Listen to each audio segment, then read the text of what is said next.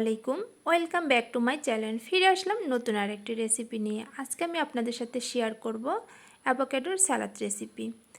তো সবাই কেমন আছেন? নিশ্চয়ই অনেক ভালো আছেন।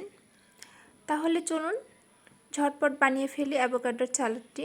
এর জন্য আমি প্রথমে অ্যাভোকাডোটা কাটিং করে নেব। আজকে আমি 2টা অ্যাভোকাডো দিয়ে এই সালাদটা বানাবো। এই সালাদ বানাতে আমি বেশি কিছু ব্যবহার করব না, সামান্য সহজ কিছু উপকরণ দিয়ে আমি এই সালাদটা বানাবো, যেটা হাতের কাছে সবার বাড়িতেই থাকে। প্রথমে আমি অ্যাভোকাডোটা খুব সুন্দর করে কাটিং করে নিলাম। তারপরে একটা ডিম সিদ্ধ নিয়েছি, এই ডিমটা আমি খুব সুন্দর করে কাটিং করে নেব। এই অ্যাভোকাডো কিন্তু অনেকেই খেতে পারে না, এটার একটা স্মেল আছে যেটা সবাই নিতে পারে না, আর তখন এই অ্যাভোকাডোটা খেতে চায় না। কিন্তু এভাবে সালাদ বানিয়ে খেলে কিন্তু সেই স্মেলটা আর পাওয়া যায় না, আর এটা খেতেও তখন অনেক গুণ স্বাদ বেড়ে যায়। অ্যাভোকাডোতে কিন্তু অনেক ভিটামিন আছে, ভিটামিন ই আছে, পটাশিয়াম আছে, আর এটা কিন্তু শরীরের ওয়েট লস করতে অনেক সাহায্য করে। আমরা অনেকেই এই ফলটা খেতে চাই না বা খেতে পারি না, তখন তাদের এভাবে একবার সালাদ বানিয়ে দিবেন, দেখবেন সে কিন্তু আর না করবে না।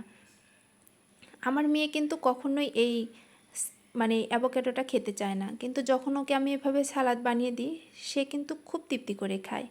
তখন তার কাছে আর মনে হয় না যে এটা খারাপ বা খাওয়া যাবে না।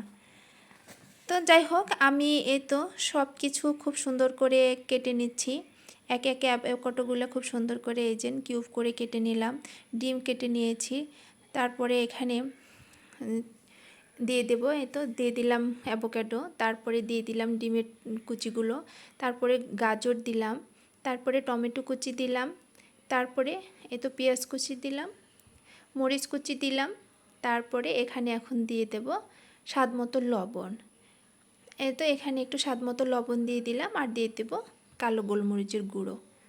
কালো গোলমরিচের গুঁড়ো দিয়ে এখানে আমি অ্যাড করে দেব অলিভ অয়েল দিয়ে এটা আমি খুব সুন্দর করে এখন মিক্সড করে নেব।